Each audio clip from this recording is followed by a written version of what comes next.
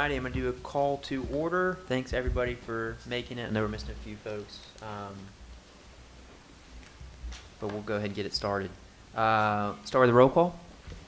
Chairman Smith? Yes. Finance Committee Chairman, Mr. Doherty? Yes. Athletics Committee Chairman, Mr. Slater? Yes. Mrs. Black? Mr. Connor? Mr. Groen? Mrs. Haddon? Here. Mrs. Jones? Mr. Keene? Here. Mrs. Schaefer? Ms. Thomas? Thank you. So this agenda might look somewhat familiar because a lot of these items on this agenda were things that we were intending to talk about last month, where Gary took all the time on his thing. So we're gonna try to prioritize a couple things. Just before we dive in and we hand it over to Mary Ellen to kick it off, one thing that I just kind of wanted to reiterate and solidify, kind of going into these budgetary conversations as a board. I know we all can agree that last year was far from ideal, and I think we did our best we could to navigate it, and special thanks to Justin and his team in helping that. From this year going forward, there's things that we weren't able to do last year as a result of the gap that we had to close that I know we all would agree that we want to prioritize this year. So, steps for one, and then entry salary increases for our teachers who are doing the frontline work. So my point being is the intent for these earlier conversations is to kind of lay out the groundwork and how we can do that and be more strategic. And I'm not saying we weren't last year, but I think one thing is just having conversations earlier and sooner and having more board level discussions in terms of how we're trending is I think is going to be important in how we achieve that.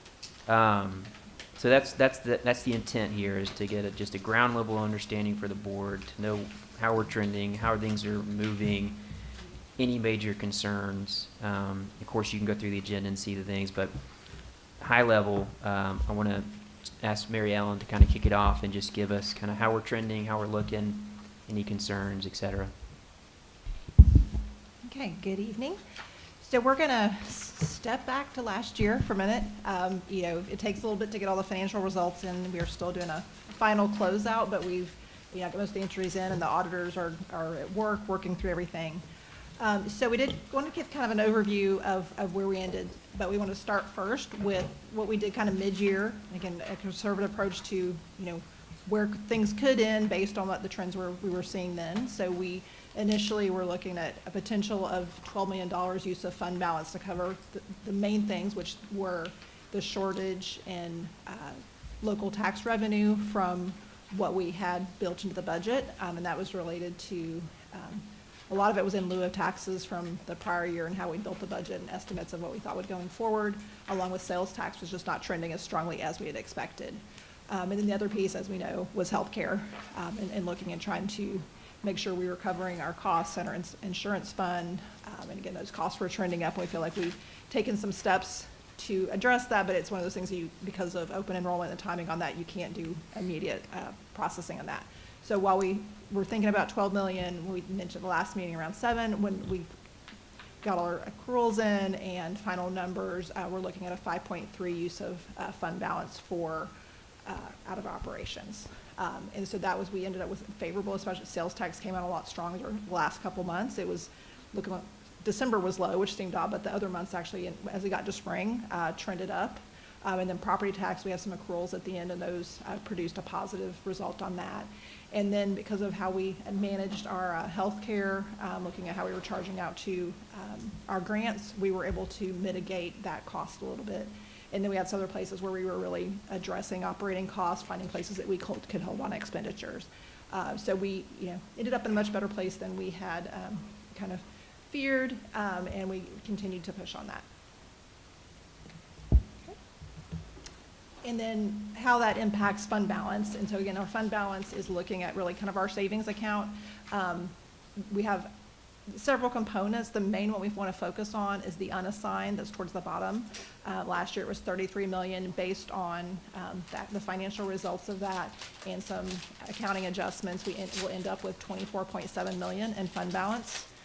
Our minimum requirement is 3% of our operating budget. So it looks at the FY26 budget and says we have to cover that with 3%. So that's about 16 million. So that would leave us about 8.3 million. That's in addition to what our required number is. So we have to keep that in mind as we're looking forward, and we make some decisions. It's starting to get closer to our minimum, so you have to be aware of that. So I think that's kind of the big piece of that is knowing that that is where we can pull if revenues and expenses don't align, and we sometimes during the year we need to have a chiller's coming up. Now right now, fortunately, we have the bond funds to help backstop that, but that's where we would pull from if we had an unexpected need that we would need to pull from. So roughly 16 million state law requirement, right? So we can never go Right. below that. Right. So we got 8 million of, if ever need be. Right. What number do you feel like makes you not lose sleep at night, Mary Ellen? I mean, I would like it to be 6%, so kind of double the 16 would be, give us a little more cushion in there Yeah. for unexpected things that come up. And when you modeled out the budget going into this year, were there any projections on like how to get what would be a contributing factor to increase that? Like how do you positively impact that apart from coming in better at the year? Right. Yes, I mean, some of it is, the revenue is a big driver, and if that aligns with what we expect, then we balance that. I think we're always watching expenditures and trying to, look for places that we can hold throughout the year. I think it is just trying to think, I mean, we build a balanced budget, but that basically shouldn't take or add to the fund balance, and so thinking, forward, how do we put some, room in the budget for some things? I don't think this year's budget has it, but I don't think we'll dip. There may be some things at the end of the year, that we look at with the expenditures, but hopefully, sales tax is trending positive this year, so hopefully that'll give us a little bit of coverage. Yeah, and thank you, Mary Ellen. Felicia, you have a question? Just a quick question. It might be staring at me, but 3% of our operating budget. What is our operating budget? Is that About 570 million. Okay. Rough number. Okay. Yeah. I just see the figures.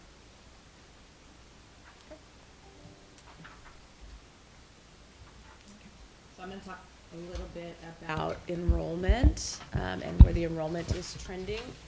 So what you see on this slide right here is the enrollment from 17-18 through today. What we're really are talking about is that 20th day, so that difference in the column 3. So what you see first there is that we had 538 fewer students that came in from who were here at the end of the year, or 20th day last year. So a little bit of a decrease there. But we also, our projection was slightly higher than we expected. And so the actual number of kids, the actual difference is that 853 below our projection, so about 2%. And so how that translates, you guys remember that the model, it's enrollment driven, it's all ratios driven. So with that many fewer students that are here, that we are actually staffed with 32 more teachers than the students in our seats based on our ratios. Where were the majority of those concentrated at? It's all across the board. The top 5, I could pull up the staffing model. There were 5 schools. Let me get my hand on the model. While she's doing that, the biggest one, so out of that 530, we saw about 200 fewer students at Howard than we projected. And so that was the largest, and then from there, spread out over 7. I would point back, and I think the next slide will kind of get into it. We have a plan to address this, and we talked at the beginning of the year at that 20th day about trying not to make movements, but trying to capture as things come open. So we have a plan to address it. But what this shows you is you can expect, and I'll point back to a big number in 22-23, that first time that we went over 45,000. The way the projections work is that big number is going to roll off, so the projection is going to get even closer. Even though it was really close, and we're 2% of what we should have been, it'll get closer to that 1%. which means next year the staffing model is going to respond to it because it'll be closer to the actual number. So when you look at 853 students, roughly what does that equate to from like Budget standpoint? well, no, more so, yeah, I mean, I guess, but head count perspective. Yeah, it's the 32 Oh, was that a thing? I'm teachers. sorry. Yeah, that's exactly right. So we are overstaffed in the model by 32 teachers right this second. But you're saying, Dr. Robertson, that you think naturally going into next year that's going to right-size itself because you'll see I think enrollment? it's going to get even lower. So I think that while we're 32 overstaffed right now, if we just rolled that every position forward, we'd probably be 50 overstaffed, right? And so the model next year is going to constrict to where, you know, Howard, 200 less students now, you know, that 7 teachers that they're over, I think it was 7, is, so you're gonna be seeing 7 teachers come off of that, Yeah. right? And so we've got to do some work with schools to, number one, educate, to remind people our ratios aren't changing. The ratios stay the same, so you'll hear a lot of talk about class size. Class sizes stay the same, but it's driven by the students. So if we lose 500 students, you're gonna naturally see that we're gonna need less staff. Mhm. Yep, thank you. Why do you think we lost 200 at Howell? Someone asked me this, may have been this morning. Due to the 20th day, right? So if you remember the conversations that we've had with Howard over the past years, is you used to hear things like, you know, we had on September 1st, 50 kids that registered. I don't think we're seeing as many kids come after the start of the school year, which means the number they started at remained relatively the same. But you also have a zone that is saturated in terms of housing, so you can't get many more kids in there. Like, there's not room to build more housing. The housing that there is saturated. And I kept saying this, people didn't want to listen to me, but I'm not going to say it. But remember 3 years ago when we were talking about Howard's overpopulated, we've got to add on to Howard, we need to do something at Howard. We kept being like, we need to slow down and see what happens to this. And I think you're just seeing it right-size naturally. And what were the top 5? Yeah, I was gonna say, so it's the 4 highest schools that would be losing staff, they're all high schools. So Brainerd, East Ridge, Soddy Daisy, and Howard. Those schools are either 3 to 7 FTEs over. Those are the ones that are most overstaffed. Why do you think Soddy Daisy, the demographics are different? Do you know why they're losing students? Do you have any reason? School board member up there running that. Yeah, Steve, what's happening? So remember that it's projections, and so in some places, the model responds to maybe a jump 4 years ago. And if that 9th grade class we're projecting it to be higher than it actually is, you create some of that. And again, we're within 2%, so it's not. So it's still not a large number. I was just curious. It's not a large number, but what I think is important for the board to see, though, is that the model, although it reacts the same, it impacts some schools more than it does others, right? Because even if we stayed the exact same in enrollment, we might have one school that's down 30 from projections, right? The ratios stay the same, but the model is going to react to enrollment numbers. We also see it in the high schools because, of course, they're the biggest schools, right? And so there's a swing that you can see. You can see a lot more. They can lose more. They have more teachers they can lose. Here on the 20th day, just so when we realized that we were overstaffed by 32, we came together and have set a goal to try to capture 25 resignations throughout the year from schools that are overstaffed currently by more than one teacher. Because in the model right now, we have a +1, -1 kind of band. Currently, we've captured 4 positions of those 25 to date. 3 of those 4 were vacancies that once we got to the 20th day, we just closed. And then one of them was a resignation that happened just before fall break.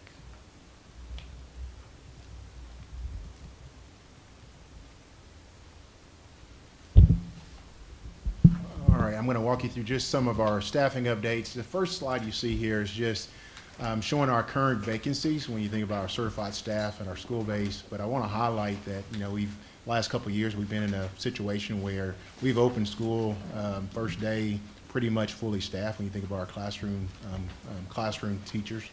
You can see on, I guess practically speaking, when you do all the numbers, it was about 99.3% of our teacher positions was filled by 8-6. So that's just a highlight here. We've talked about special ed. That's a concern of ours as well. We're down now to 12 vacancies, but that's just our current staffing there. The next slide here is I have a question. Yes, ma'am. So if you have, are these positions that are open that people have to apply for?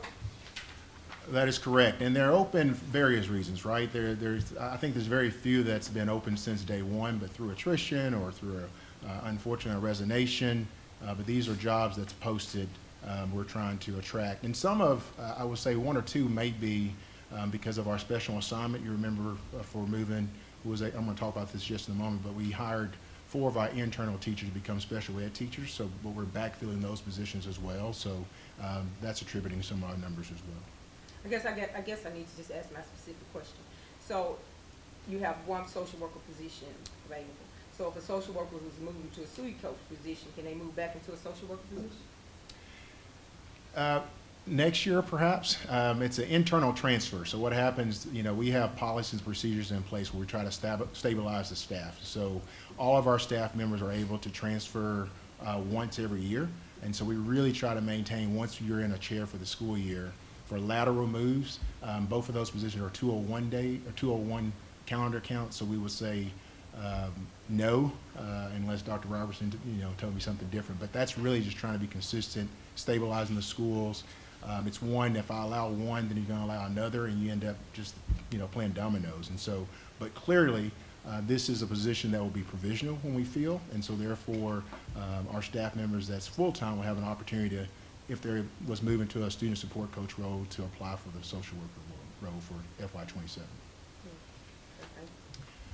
Can I put a pin real quick in this? And it goes back to Mr. Doherty's question at the beginning about fund balance. So there's a blessing and a curse here, right? Our HR team's doing a really good job of filling positions, but when you're 99.3% staffed, that means at the end of the year, we're almost using all of that salary budget, where in the past, if we had been, there were some years that we were 94% staffed. Well, that means that 6% of that salary budget is sitting there, and at the end of the year, a lot of that would roll into fund balance, right? So the blessing is we want to be as staffed as we can. The curse is, it's harder to put money back into fund balance. But by the same train of thought you had previously, it follows enrollments.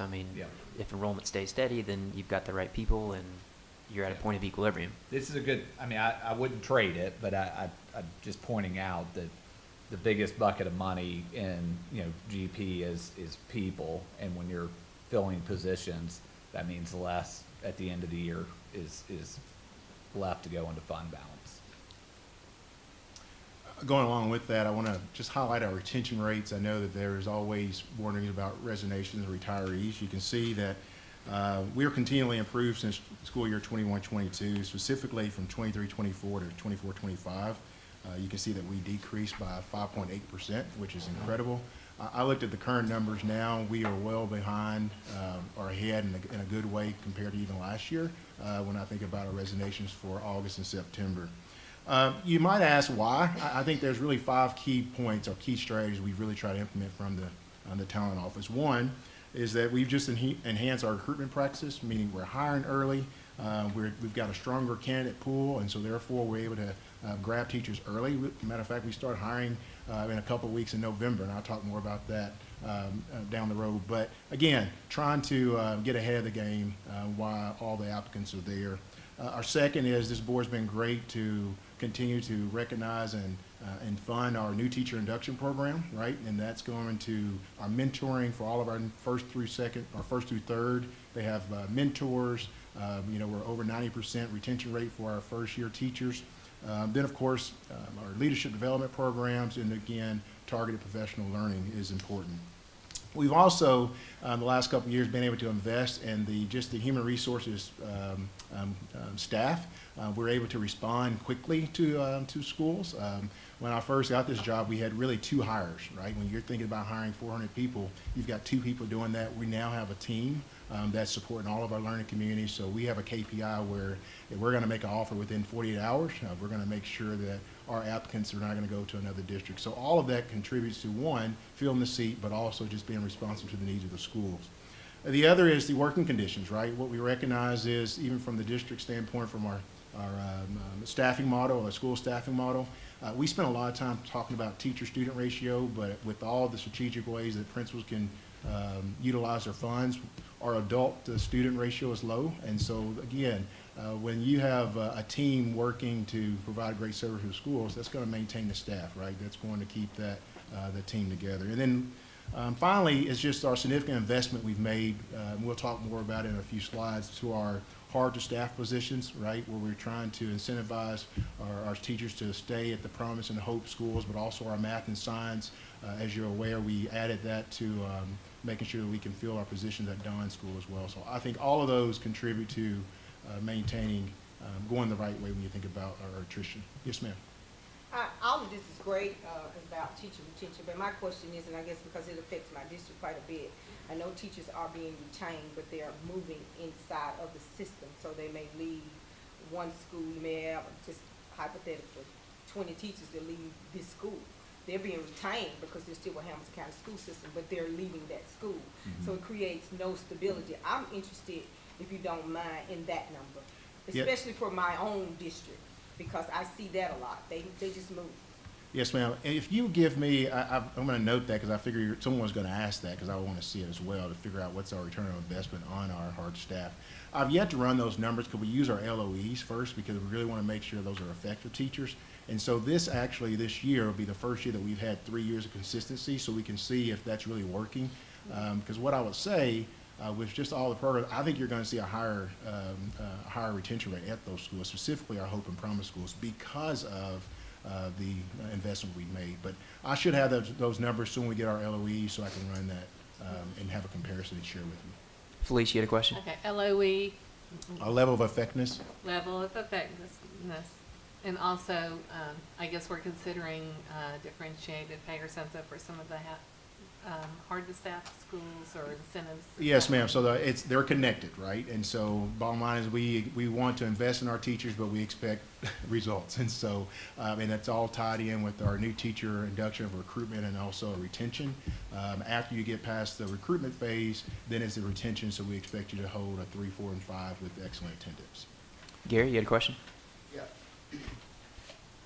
I know the hard-to-staff funds are there. Are we still also providing extra pay for science and math, or is that no longer?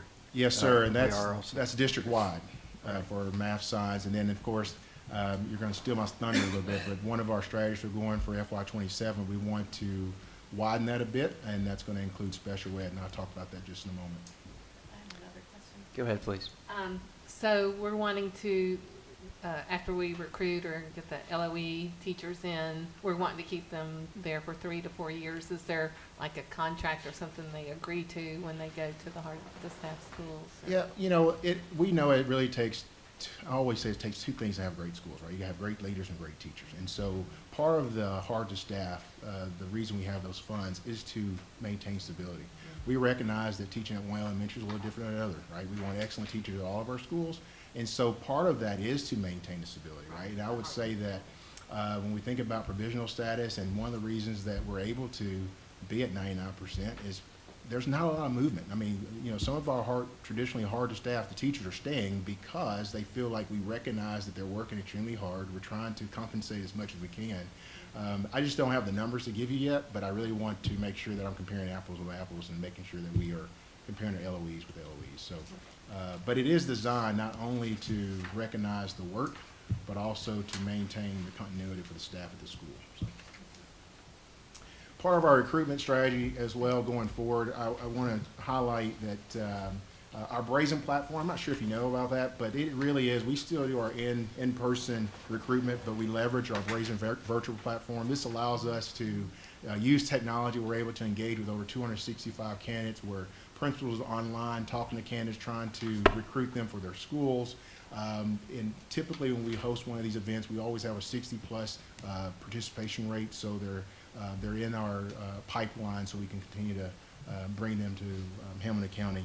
The other is our Grow Your Own programming, and as well as our Career Tech Education, CTE. You probably heard that the EPP pathway, we started 2 years, we're in our second cohort. By investing in Grow Your Own as well as our EPP, we're touching over 200 candidates, right? So they're in the pipeline, they're working towards their licensure with various disciplines, and so that's something we want to continue to encourage, right? We want to make sure we're always using recruiting from the colleges, but we're thinking about recruiting for second career as well.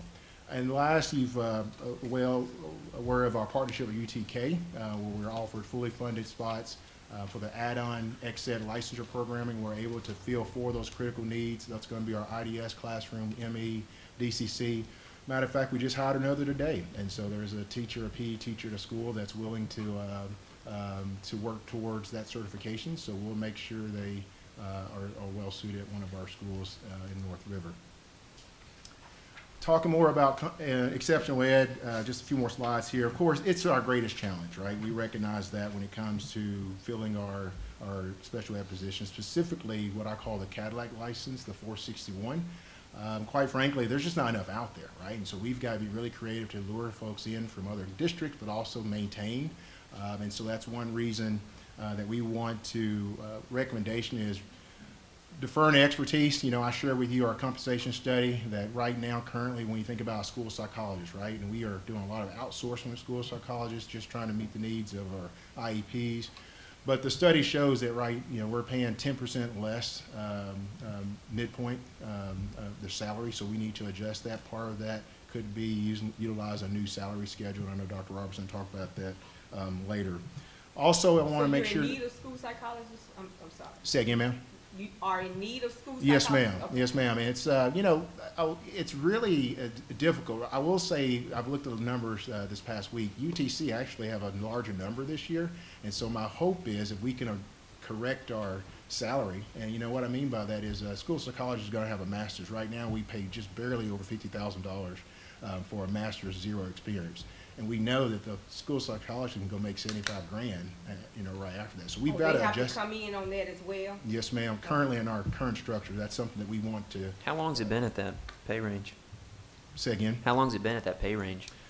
The only reason it's there because we increased the beginning salary for teachers, 2 years ago. So they come on the teacher side. And so that's, yeah, and so we're spending extra money just to be very specific or transparent because we have to outsource, right? We've got to meet the needs of our kids. We have virtual school psychologists, but that's really costing us more.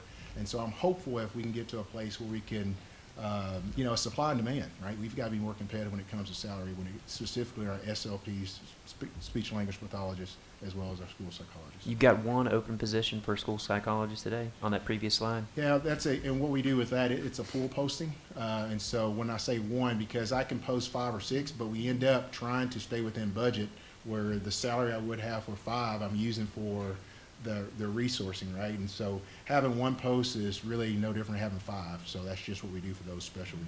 What is the what's the average tenure look like for our exceptional ed staff? Maybe more specifically with the psychologists. Like, I mean, obviously it's a lower salary than they could probably get in the open market. I don't have that exact number. I will say it's been traditionally for, let's just take school psychologists, pretty high, right? That's why we've been able to get to a place we're at now to keep providing services. But what's happened is it's like the last 2 years we've been able to offer signing bonuses for new people, right? And so we've actually to the tune of $8,000 to come in and work for Hamilton County. But what we've recognized is we're taking care of our beginning psychologists, but what about our veterans, right? And right. So we do have a strategy that I'm going to present to the board next month that I want to correct that, right? Really going back to Mr. King was we want to make sure that our school psychology is part of our heart of staff, right? And so they can get not only get a recruitment, but also get a retention so they can be eligible for something, just recognizing that we need them and there's an appreciation. So it stopped you're only taking care of the new people, right? So to maintain those staff members. the other thing we're going to add in is an employee referral program. I think the best recruiters are teachers. They have colleagues, right? And so I've asked our talent acquisition director to come up with a strategy where if Ben Daugherty knows a school of psychology who recruits from Hamilton County, so I'm going to support that. We're going to hire him and then find a way to subsidize Ben. I don't have the numbers there, but I know someone too, you gonna have my person. so, yeah. Hey, She's literally the doctor. But okay. let's talk. Yes, ma'am. I know. She probably won't leave her job, I was just talking. But we do that, though. I think we've tried to do some of those things. It's really, even school psychology, especially up with math. I mean, honestly, it's hard for, it's not right for us to call other teachers, but you can clearly call your colleagues and tell them about Hamilton County Schools and how great it is to work. And Expanding your network. 100%. The last here is the incentivize our existing certified employees. I'm going to continue to recruit our own teachers, and so if a teacher is willing to step outside their regular classroom at no cost to them, we'll make sure they go through the program to support them, to add that 461 license to special ed. And if we do this right, not only we're going to pay for that, but also if we do the hard to staff, there'll be an incentive going for them to stay in those classrooms as well. Felice, you had a question? Yeah, so for those positions, is it hard to staff for the ones who are like in direct service going out, or are we trying to just focus on those contained classes? Yeah, so that's a great question. So this slide here shows, did some quick calculations. What I like to do is, we value all of our accessible ed teachers, and we have a lot of going to be inclusion in those 461s. A 461 is the Cadillac license, so they can be in the regular classroom, direct instruction, or they can be in our specialized programs. But we really want to focus on our specialized programs, our IDS, our COM, our DCC, our behavior classroom, our ME. And so here's what I would love to do going forward. Out of those 75 teachers, those special programs, is a recruitment for $4,000, right? As long as they're meeting their LOEs and the attendance, and then also a retention of $6,000. That kind of coincides what we've done this year, where we've asked, we did the $10,000 for teachers that wanted to step outside the special assignment bonus we utilize. This is ongoing, so this would not only give all of our staff members the ability to leave one school to go teach in a specialized classroom, but we want to make sure we provide great teachers for all of our programs. So this is something we'd like to add into our hard staff, which is at a cost. It's going to be around $400,000 with benefits. So. Is this just every year or like continuous? Will they get that retention $6,000 every year, but not the recruitment? That one or the other, right? And so we always talk about the recruitment is we do a great job and a great investment on our new teachers, right? Year 1, 2, and 3. As long as they're 1, 2, and 3, they're meeting expectations through Project Coach, they're doing the things we've asked them to do, we safeguard that recruitment bonus. But after year 3, we definitely say, okay, your training wheels are off. We expect you to be a 3, 4, or 5. So to maintain your bonus or your stipend, you'll move from the 4,000 to the 6,000. It becomes a retention. But now your score, it matters, right? So. What about the current special ed teachers to retain them? Will they be eligible for the 6,000?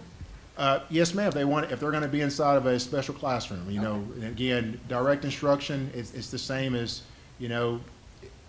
we're needed, but it's a little bit more. It's a little bit more of a challenge, right? And so, but by making it district-wide, we're opening it up to all of our staff members, right? Because if there's only one program class at a school, and you really got the heart to want to be there, you can go down the street, apply for another position, whether you'll be eligible for the recruitment retention. Is the 461 a federal requirement that we have to have that in those classrooms?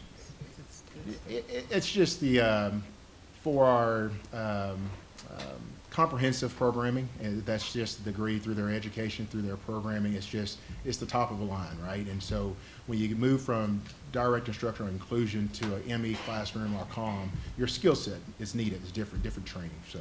But if you're asking, it's required by law, if that's what you're asking. Yeah. Yeah. Is it state law, federal law? Yes. Okay. Yeah. Justin, I remember like a month and a half ago where your team was looking for, was that the license that we Yes. paid? And didn't you guys have a lot of interest from that? Yes, like sir, we surprisingly did. amount? Yeah, and we filled 4, almost were completely full. Yeah, we hired one today as well. Oh, okay, so we got 5.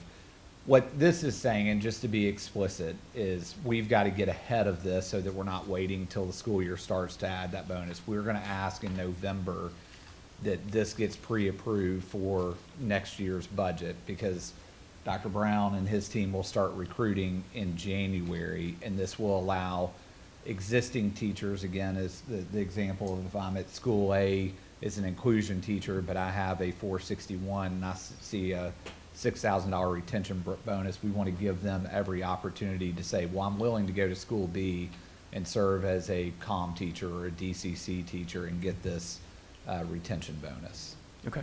Felicia, you have a question? Yeah, just a quick question as far as, because they won't have that certification yet, but they'll be working toward it. And I'm just wondering what the course load is When you for say they, them, like the or 5 through teachers we're talking about? UT, you know. Yes, ma'am. So that's only available to certified teachers, right? So Yeah, one is they certified, already right. have a strong pedagogy, right? Right. And so, and Michelle Ergel, the director of special ed, she's done a great job even this week of really onboarding the new staff, right? Really working Okay. with the team from central office to the school to make sure that we're just not throwing them in there, right? And so Right. it's really a strategic plan, and it is a little extra work. And just the way I talk to the staff is that, you know, the $10,000 wasn't meant for a salary, but we recognize that you're going to have to spend a little more time preparing for the students.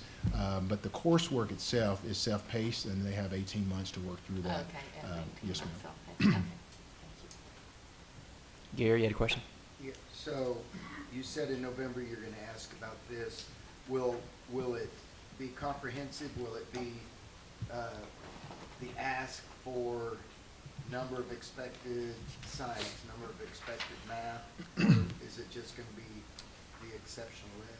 No, it'll be our complete hard to staff and Okay. hard to fill All right, position. so It's we part will of get- it. You always hear differentiated compensation, but that's the big package, right? This is just a piece of the hard to staff, and I might get the number wrong, but I believe it's about $6 million that we spend on that. So But that includes like your science and math Correct. teachers that you mentioned earlier, right? But Anything else? we're asking, basically, essentially what we're gonna be asking is to add this to To that diff comp, so that we go into, you know, the 26-27 school year fully staffed in our IDS classrooms and our DCC classrooms. that's right. And so let me underscore one more time, so you know. So what's important for me is like currently our 461 teachers. Other districts are trying to steal our teachers. And so I want to be able to, in November, that this board, we're committed to, hey, stay with us. We want to retain you. And so we don't lose those 461s, because guess what? They're a 461. They're already teaching in our, you know, special programs. They now know that for those veteran teachers, they're going to get a $6,000 bonus. So we got to advertise that, not only to attract, but also to retain. So that's even, but we've got to be able to sell that with your blessings. Thank you. I don't know if it's accurate, but a friend of a friend that's used to be in our system, but left to Atlanta, got $22,000 toward this certification for this exit. And I don't doubt it. I was just curious, of course, Atlanta's got a lot higher sales and that. I was just curious where we are with our 10,000 in relation to not just Tennessee schools, but the Georgia schools. Yeah, I mean, you know, the research I've done, bonuses, stipends, they're all over the place. But what I will say about our district is we have other ways that our veteran teachers can earn additional dollars because of the leadership development we have, right? The different stipends, the way they can go and be mentors, lead mentors. So we have a significant number of things that our great teachers are always participating in that can add. Now, if you want to find a way for me to, you know, give a $20,000 stipend or bonus, you know, that I'll take it. I was just bringing that one out because that's what I'd heard, and it made me think, wow, you know, and Atlanta's not close, but it's not that far. I mean, it's, you know. Their budget, though, is significantly Right, different. I that's- mean, and, I saw a So it report. made me wonder, what about the North Georgia schools? What about the Ringgold and the Heritage and those that probably are also getting similar state money that Atlanta gets, but not necessarily anywhere near the property tax or the sales tax? But, so it started making me think. we're regionally competitive is what I would say, but Atlanta is a different ballgame. I saw a report the other day that they're close to their average teacher salary is almost $100,000 now. I think that's why. So that Well, makes sense. in the Atlanta metro, it's smaller than us. In Yeah, terms of the number of students. It's right about the same, but I mean, I But think their their budget budget is is- about 1.8 billion. Yeah. Yeah. That makes sense then, almost Yeah. double for that and almost double for teacher salaries. Okay. With about the same number of students. Yeah. The other thing I'll add to that as well is, think about region, like, we're the only district around that really invests in our new teachers, right? And I mean, that's a major investment when we think about our retention rates and, because quite frankly, we want to honor those teachers, right? I mean, those first three, we want to keep them there. And so there's lots of ways we invest, right? In a sense of, all of our other districts I know of, when they call me, like, all of our first year teachers are a one-to-one mentor, right? And that mentor for a new teacher coach is really specifically not for the teaching and learning, but just how do you set your classroom up? How do you have a work-life balance? I mean, so that's so important to, so in my mind, that's a working conditions, and that's what attracts folks to want to work for Hamilton County as well. So you have the dollar amount, but you have all the other things that matter as well. So. Thank you, Dr. Brown.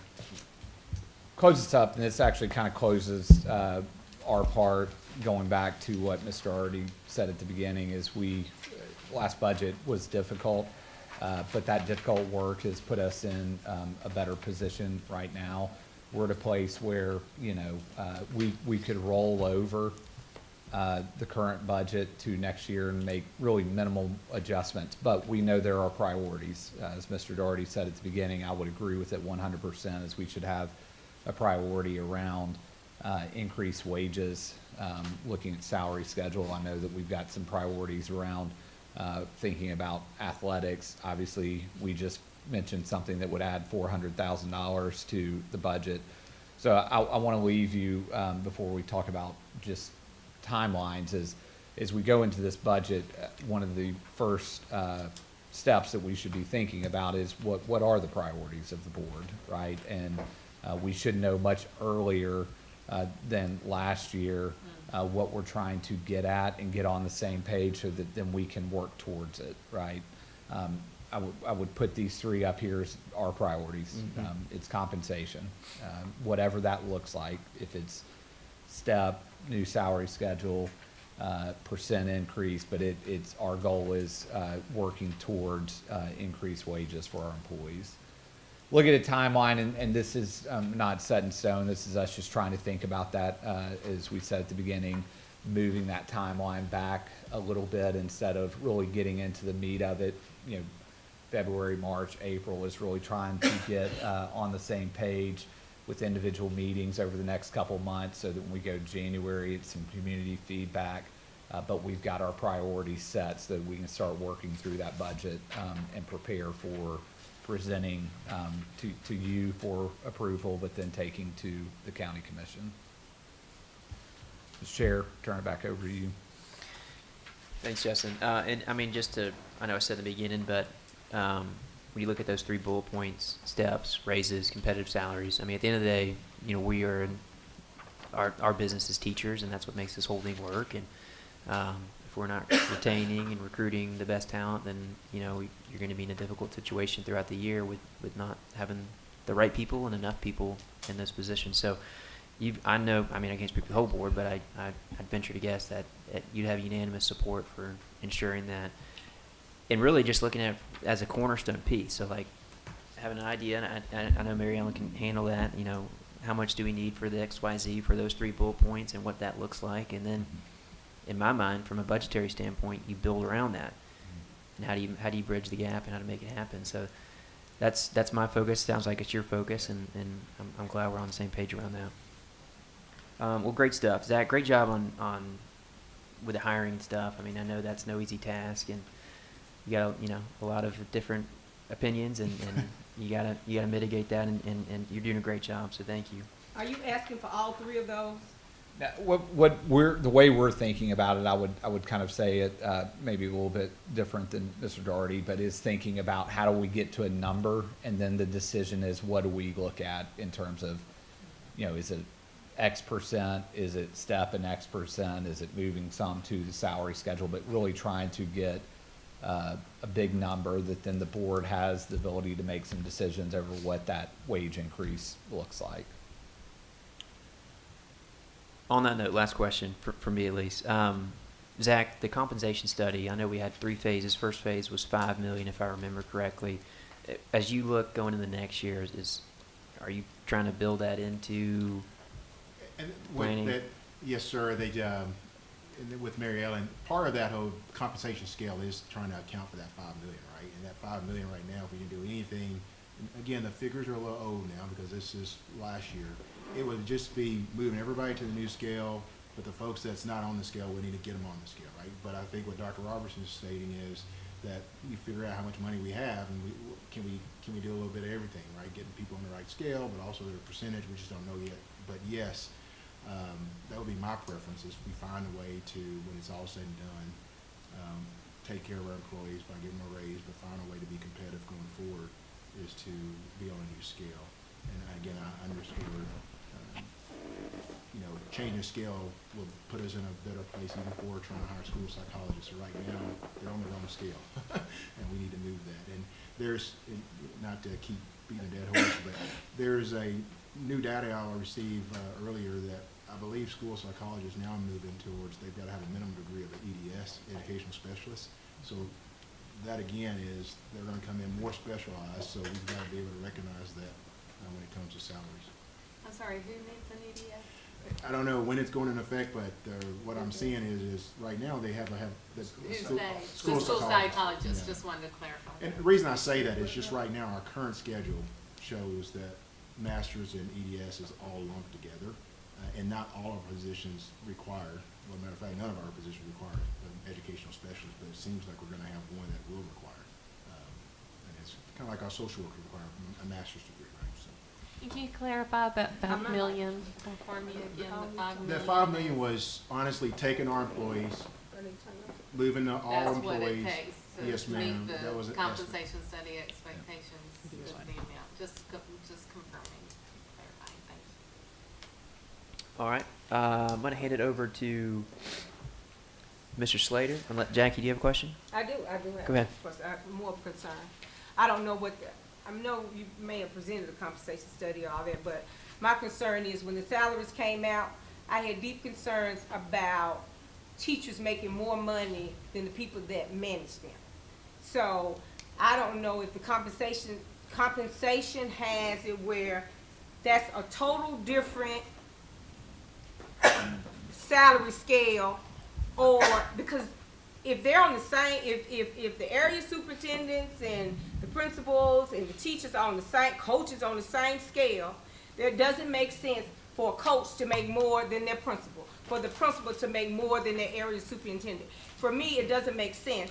And so I don't know what needs to happen, but in my opinion, it needs to change because it's really not fair. I don't want to manage somebody to make more money than me and I'm doing more of the work on a broader scale from a different perspective, of course. Yes, But I didn't know if you all were looking at that or if that's something when you bring it that you could possibly propose, because being on the same scale is not at an equal level, in my opinion, Yes, when ma'am. I looked at the salaries, because I wanted to know, why does this person make more than this person? So, Well, that's a great answer, and I would say that the scale, the compensation, it addresses that because there would be 3 scales, right? There would be a general employee scale, there would be an administrative scale, as well as a, what's the other one? Executive. No, teacher schedule. Right now, we have everything on a teacher schedule.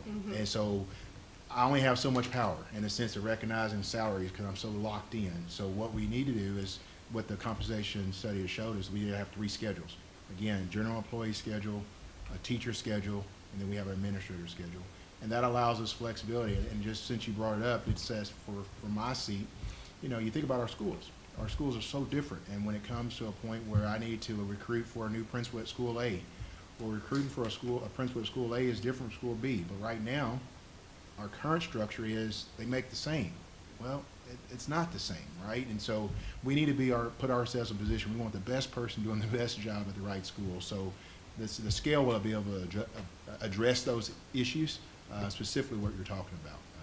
Ms. Thomas, the structure of the scale, and Mr. Keene may remember this, it actually goes back to the merger. We've made some tweaks like here and there to different parts of it, but the structure itself has not been adjusted, since the merger, and it does create some issues like you're talking about. And moving to a new scale, what we're saying we should be doing will address a lot of that.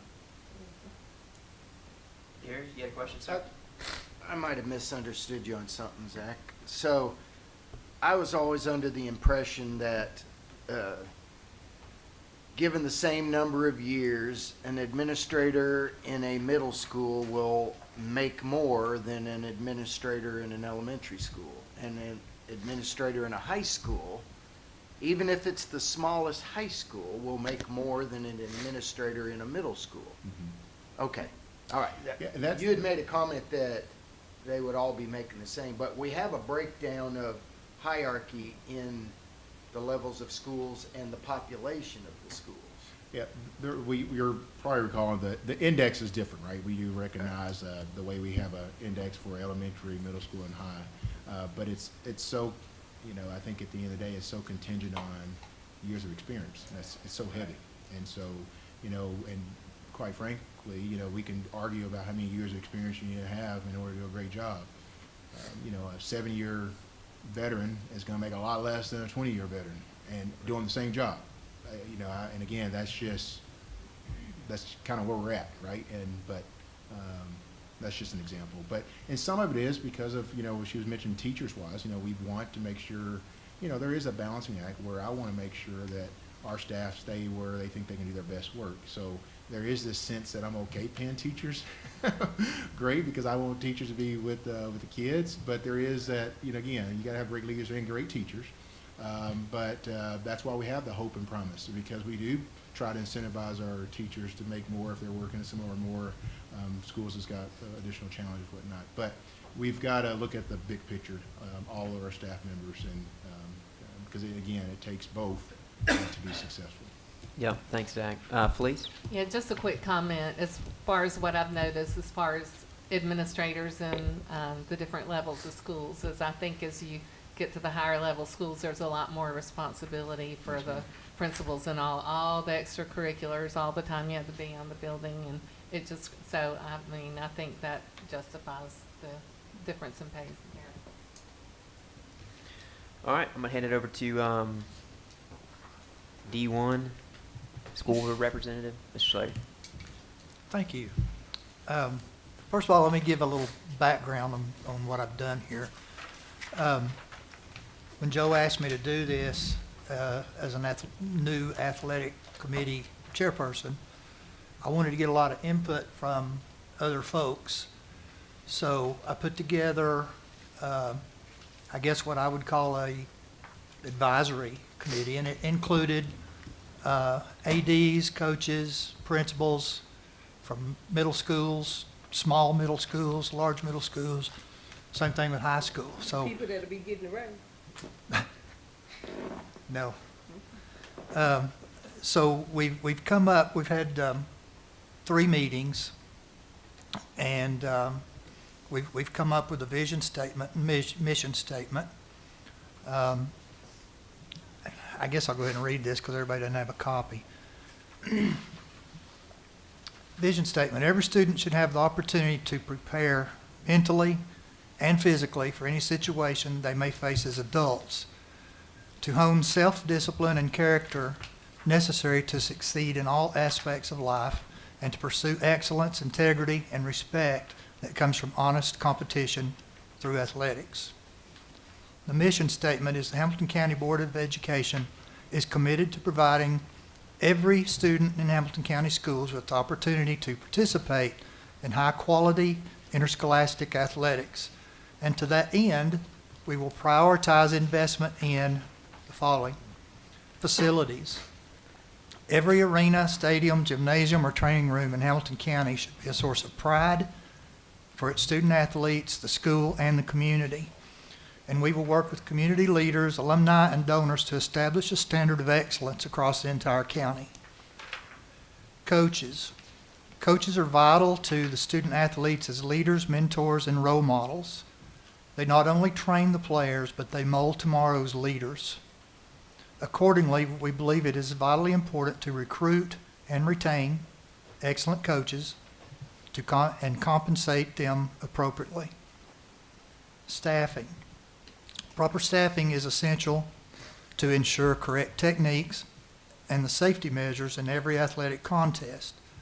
And this is completed by proper training, experience, leadership abilities, and the correct number of coaches that are needed for every sport.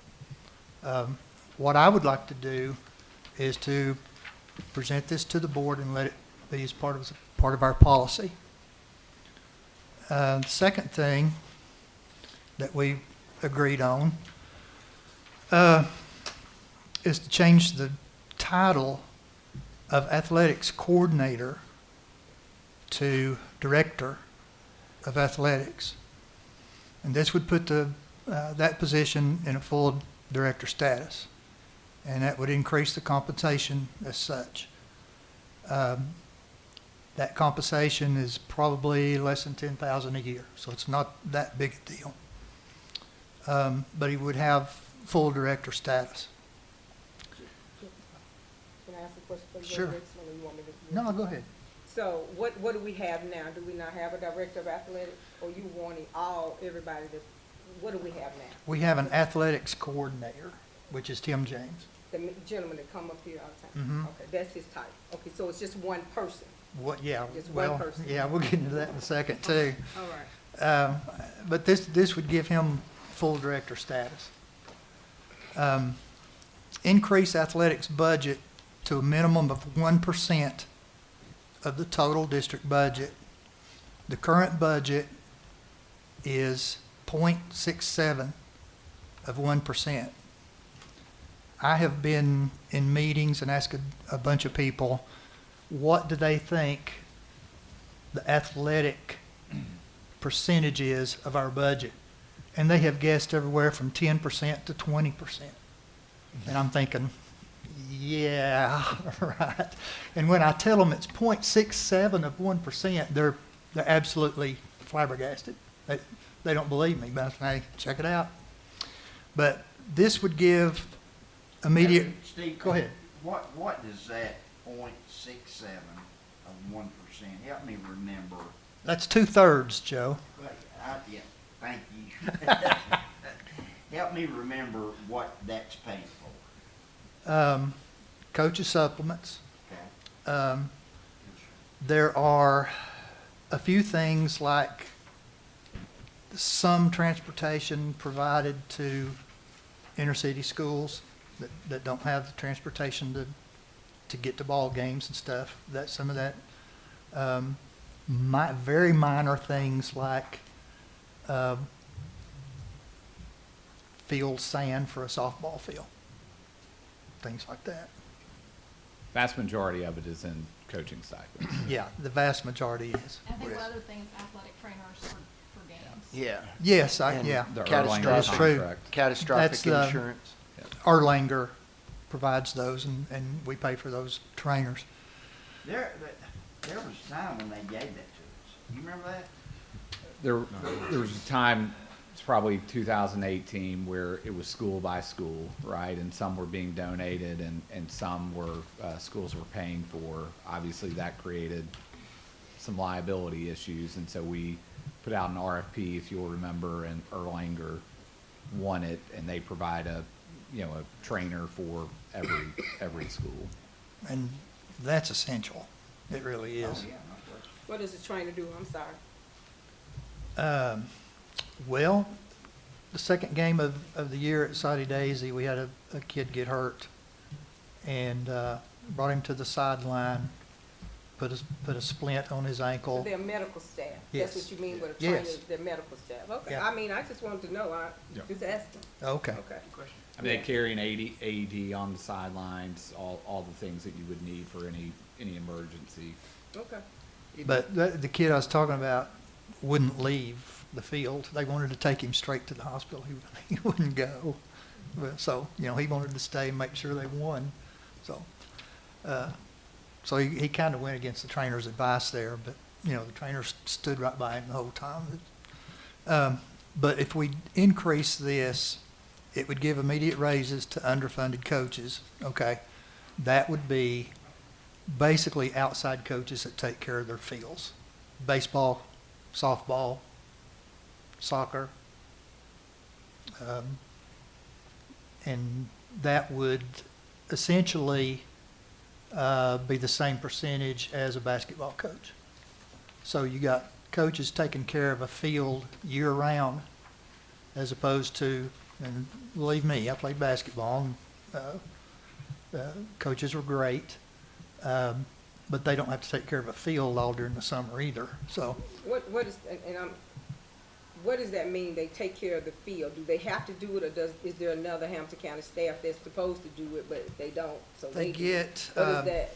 Yeah. I Who's supposed think, to do it? I think it's $300. Am I right? It's Justin? school to school, but it's cutting grass, it is, Weed eating, cutting you know, grass. lining fields, things like that. There are opportunities for, the lawn service to cut the grass, but the reality is most coaches don't trust and don't want them doing No, it. they want to take care of their own field. They want to fertilize it, try to make Yeah. a good level playing surface for kids, prevent injuries, that kind of stuff. Yeah. A little more focus on it than regular grass. But this would also help with extra transportation for the inner city schools and provide for minor athletic needs. Like I said, adding dirt to a softball field and things like that are normally needed. I have a question. Why, since you emphasize inner city schools, why do they need transportation and the other schools don't? Do they have their own personal buses or something, the other schools, and that the inner city schools don't? The other schools, I can give you Soddy Daisy and Sell Creek, for example. They have a lot of parents that will drive the kids to practice, to games. And sometimes these games are Cleveland. And I mean, I'm saying, are they in their personal vehicles or are they on the bus? Most of that is personal vehicles, but the schools can rent a bus. But this would help if we raise So the this. students in other, I'm just asking these questions, so the students in other schools don't, the team doesn't ride together as a team? They often do. That when the board made the decision, and I don't know offhand when it was made, it's been in the last 10 years to put aside some money for transportation. It was in recognition, when you look across athletic budgets, there are some schools that have the ability to raise more money. And so booster clubs at some schools are able to pay for a bus, to take the football team, and another bus to take the band, and another bus to take the rest of the football team and the cheerleaders, where it's recognizing that the gates at some schools aren't generating enough money to pay for those buses. So it's in recognition more of that than anything, right? And middle schools, Yep. middle schools normally don't have money to rent a bus. And that's where the parents come in. But it would, nationally, district budgets range anywhere from 1% to 3%, unless it's Texas, and those are anywhere from 5 to 10. But, our surrounding areas average is 1.2%, so we lack in that area. So that 1/3 of 1%, what does that equate to? How much money is that? Right now, it's about 4.2 million. How much, say again? 4.2 million is what we're 4.2 putting million. for the coach supplements, the AD. It doesn't include, Okay, Tim's but- So salary. you can add about 2 million is what going from 0.67 to 1% would add about $2 million to that budget. And it's only gonna go for compensations for the coaches? That's not what she just said. I know, I'm Give me asking. two different numbers. That's not what she just said. some of it. So 0.33%, 0.33 of 1%. You're saying that's about 4 million, you're saying that's 2 million. No, he's asking to Actually, add I'm saying 2 million. 4.2. Add 2 million. He's saying Yeah. add 2 million It would to add it 2 million. with 1.6 that increase, 1.9 million is what it would be. right? Yeah. It's Yeah. trying to go from about 4.2 to close to just To under six, 6 yeah. million. He's saying add to it. I said about 2. Yeah. Okay, all right. Getting greedy over there. About, Well, yeah, I mean, I about like 2. I like that number, 2 million. Well, I just would like to see what it would go towards, because again, when you talk about compensation, if we're giving them regular compensation on teacher salary, now we're finna give them a whole nother compensation. Where does that leave them when the supervisor manage them? Are they gonna be making more than the principal just to maintain the field that the regular department can maintain? They won't be making more than the principal. I'm just saying that would be my concern. What does that look like? Is this 6.0 budget more than a special ed budget? I mean, I'm just saying what my priorities would be. Not necessarily, I know y'all, all teachers to me are mentors, or all of this that you said. I'm not saying they shouldn't possibly get a raise. I'm not suggesting that. But I guess my priorities would be, are we gonna double dip with the compensation that they could possibly get when we talk about the 3 priorities that they listed? Or is that even more? Is that even extra? Because it's extra anyway, right? It's extra, a little extra bonus anyway.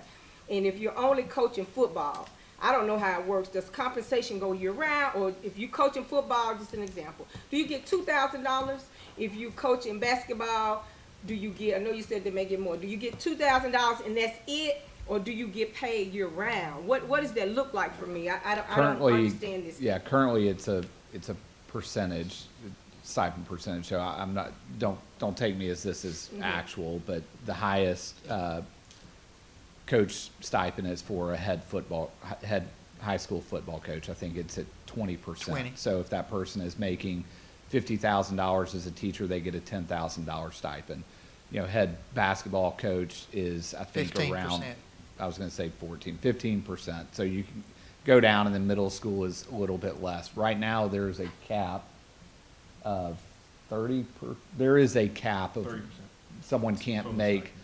more than a 30% stipend. So if you're the head football coach, assistant basketball coach, and the head track coach, you're not gonna be able to make more than a 30% stipend, which Oh, so you get prevents those you. percentage for each thing. So if you're the Yes, football ma'am. coach, the basketball coach, you get 20, 15. But it's capped at 30. Okay, But it's capped at 30. So that Okay. would prevent you from, you know, the concern about making more than an assistant principal or a principal. That's put there. It'd probably be ill-advised too from a time management perspective as well. Yeah, slightly. Stay married, you probably. Yeah, for sure. Yeah. Steve, I want to commend you on putting this together. I think this is fantastic. You know, I wasn't a great athlete, but good enough to play D3, and you know, sports are I look back on my time and growing up, some of the biggest, most impactful stuff in my life, helped me develop as a young man, was through my coach. And Pedro Kozak, you know, rest in peace, he was a famous soccer player in Chattanooga.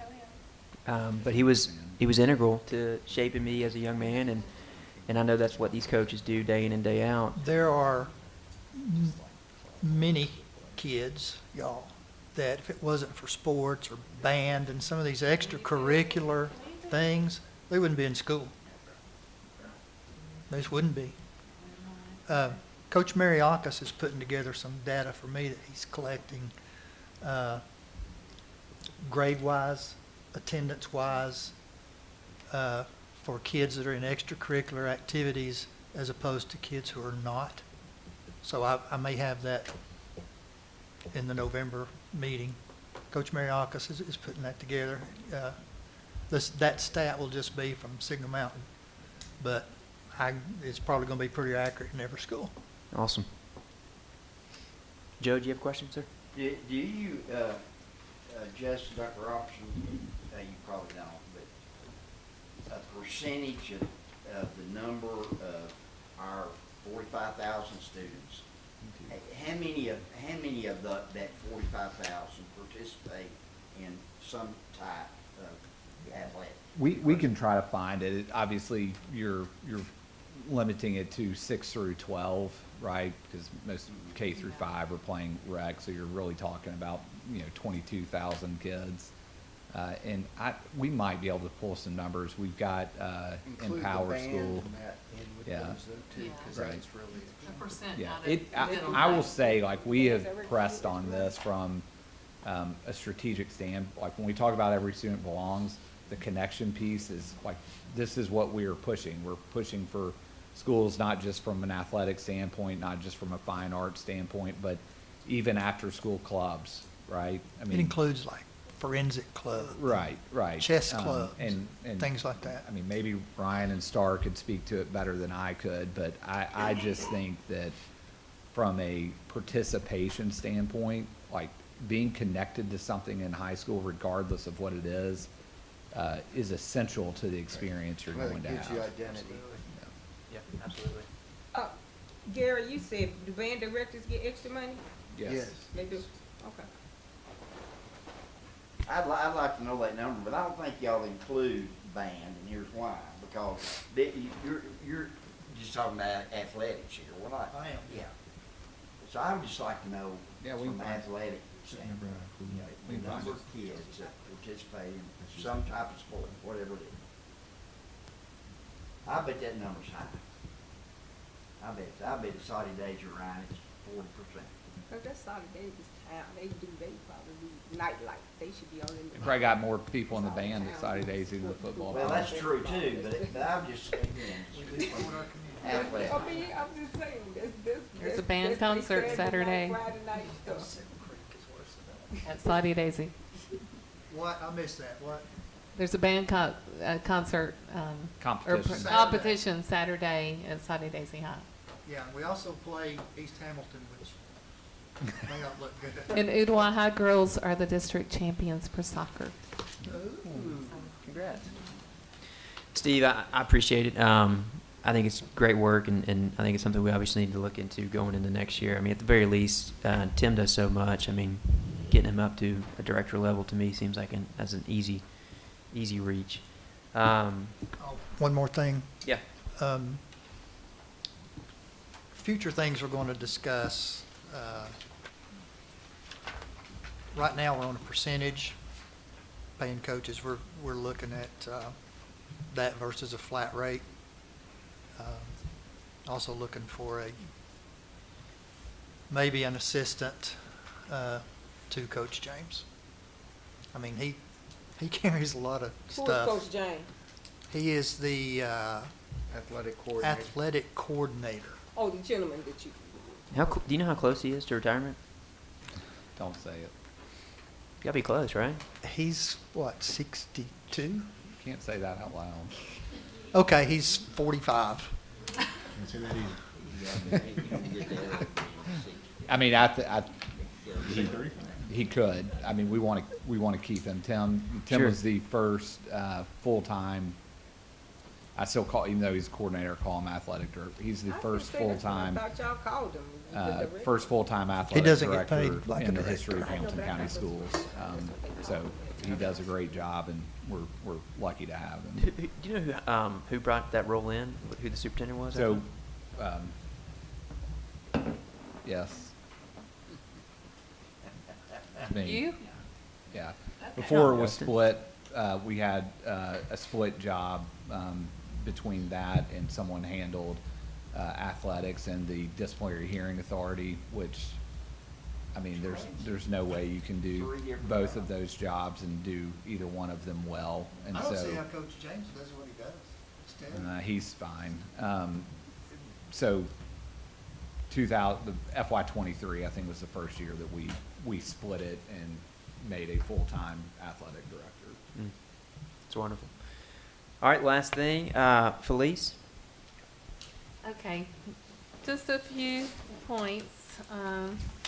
First of all, I'm very happy to see what you want to prioritize in writing in here. The increased compensation, step increases, and updated compensation scale. You know, that's so needed, and, you know, we want to take care of the people in our schools and all who work with our students. And Steve did a great job. You know, we need to take care of our coaches who work directly with students as well, and take care of the director. I think there's a stark, you know, one of them, but I'll just point out some stuff. You know, we've got to look for places to cut. We're adding millions here, and, you know, millions in other areas, compensation, and these prioritized. But I feel like we have some areas that I'll just say, in the school buildings, we have a lot of social workers, student support coaches, and all people who can help with outside resources and guide them. We've got community superintendents who can help with family situations, you know, and help with resources. But we have a very large amount of people at central office who seem to duplicate some of that function, you know, with helping families, with the resources and all. And I'd say there's, plus the, you know, it looks like an increased role for one, in that role without naming. But another support and seed, I feel like we added 2 years ago, I believe, correct me if I'm wrong, you know, student support coaches, counselors, you know, to every single school building. And it seems we have a very large staff of those supports and all at central office. And I just feel like there's a lot of duplication of efforts, or we can streamline some of these functions to the schools more, or maybe through the community superintendents. Can you give me an example of police, because you. Okay, I know I'm speaking vaguely because I don't like to just. Yeah, and I like to know what you're talking about, so I can understand and not misinterpret, so that's what I want to know, if you can share. Well, you know, family and community engagement, we're spending with salary and benefits to like close to $1 million. And I believe some of those functions could be duplicating, you know, some of the other, but I don't know. I plan to actually visit, you know. I can help you out a little bit, because I kind of work with that department. Okay, well, with I'm just trying to, you know, without pointing out, I'm just saying streamline. I'm not saying slash, get rid of, but ways that, you know, through attrition or something that we can I move just to streamline. Okay, I know you had said about different people having resources, the various resources, and what I do on my other job is to try to help provide outside resources. But the area superintendents, the social workers, they actually get the resource information because the family engagement builds those partnerships to those people. That's why they know it. So just something for you to consider. It's not that they just automatically know it. Sometimes they're building those relationships and passing it through the school system as a whole. But I'm not trying to suggest whatever. Okay. I do suggest. And I know the county has offices that do I the guess same you thing. just go and find out for yourself. But I was just going I to plan to, and I didn't want to, you know, call out the names, but I'm just saying we need to look at ways to streamline. We're looking at our priorities, which I think are wonderful. But, you know, at the same time, we need to find areas to streamline through attrition or retirement or whatever, because there looks to me like a lot of duplication of efforts, you know, in some areas. attrition. That's all I'll say.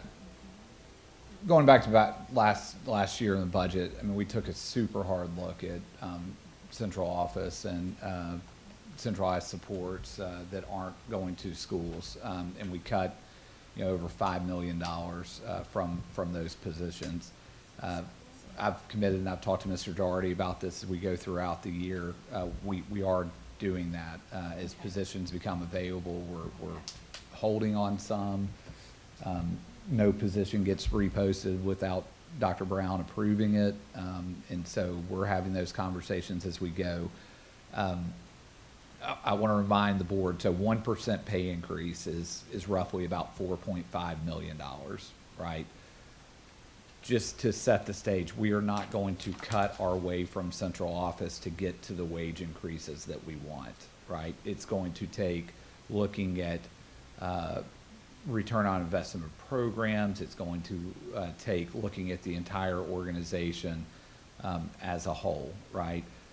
The results that Dr. Brown is showing about recruitment and retention, when Mr. Smith came on board, we never would have been close to those numbers. And it's because we've invested in HR to recruit better, to support better once we get teachers. We're going to take a hard look. I can promise you that. And we're going to be, as we've been, super transparent about it. And our goals are the same, right? We want to increase wages. We want to look at the salary schedule and want to look at, is it the right one? Do we want to move to the new one? And we're committed to doing that. But I don't want to start off by going back to saying that, you know, central office is overstaffed, right? I mean, last year we talked about, you know, most organizations are somewhere between 8 and 12%. We were at 8%. Now we're even lower than that. And so we're committed to doing it the right way. What we ask for is partnership with the board as we have these conversations is let's set what that goal is, and let's set it early so that we've got plenty of time to work towards it. And, you know, hopefully we get to May and we've got an 11-0 vote on an approved budget. Yeah, it's great perspective, Justin. And Felice, I mean, I appreciate your perspective because, I mean, what you're describing in terms of streamlining, I mean, whether you're Google or Facebook or Hamilton County schools, I mean, these are conversations you should be having in terms of, hey, are we getting the return on investment here? I mean, E&L is a great example. You know, we had a lot of lower enrollment for that, and, you know, so do we need to reallocate how we look at that specific bucket of funding, and how do you, I mean, so that, you know, it's healthy conversations, and is what we budgeted, is that working? Are we getting the return on it that we think so? I mean, so organizationally, I think it's a healthy conversation to have, and I think to your point, there's a right way to have it collaboratively, and I think that's why we're trying to have these conversations earlier. Like, what are our priorities? What are the gaps we're seeing? How do we bridge them? How do we have the conversation so that, to your point, at the end of the year, it's 11-0 vote because we are all on the same page, rowing in the same direction. So, Felice, I appreciate your perspective. Jackie, you had a question? I do, Dr. Brown. So the compensation study, will we be able to see what that looks like in real time for, like, what would that look like for teachers increase? What would that look like for directors? What would that look like for area superintendent? What would that increase that they would get? What would that look like? Will we be able to know that for budgetary reasons? I believe Mary Ellen's working with some numbers. I mean, definitely we have the skeleton, so it's all about, I think that she's working numbers where she can set it up and then actually move percentages and get a better idea. It's just, I think that's what the work is now, is trying to get it to a place so we can share that. Okay, all right, thank you. Gary? You said the 1.5 is 4.5 million. Remind me what it was for the step increase also. What was It's that? about the same. 4.6. 1% is somewhere around 4.5, and I would say step is about the same. Okay. So 1%, not 1.5%. Yes, sir, 1%. Okay. All right, go ahead, Joe. I would just hope that, and this will be real popular with what I'm about to say probably, but if we're talking about moving monies around and being good stewards and making cuts, and I hope we also talk a little bit about funding and about revenue. You know, it seems to be a bad word with some folks. So I hope that becomes part of the discussion. Yeah. I think it's a good point of, like, when you forecast out 5 years, I think this year, like, we can figure it out, like, to where we can get to a place of where hopefully everybody's comfortable with the wage increase. I don't think that we can, like, we're going to get to a point where if revenue stays here, costs keep going up, that it's going to be increasingly hard to improve wages without talking about revenue. So I appreciate you saying that. I mean, I think by and large, the state at least has been, in terms of increasing, that's been good. It's been good to see. Now, obviously, I can't do it all, but I mean, that's why we had more conservative, what's the word I'm looking for? Projection revenues. Yeah, so trying to be more proactive and being more conservative in hopes that revenues come in higher. I mean, but it's an unknown. Last thing, Mary Ellen and I were talking about this. I know I'm kind of a one-string guitar, but health insurance, we're going to be talking about it again. Just not a lot, but just an update on how we're trending overall. When you guys look at our overall budgets outside of our administrative personnel, it's one of our single largest line items of expenditure. 76 million, I believe, something to that effect. It's a lot of money, and it does present the greatest risk because we just don't know what's going to come down the pipeline in terms of medical problems. So I want us to continue to have a conversation about it, to focus on it, so that we are not surprised later down the road if something is not in line. So just FYI, I want to be on the record about that because that is something that keeps me up at night. But thank everybody for coming. Dr. Roberts, thank you for your team coming and doing a great job and having what I feel is a good collaborative discussion about how we can continue to move this county forward and pay our teachers what they deserve and give the kids the education they need. Thank you all.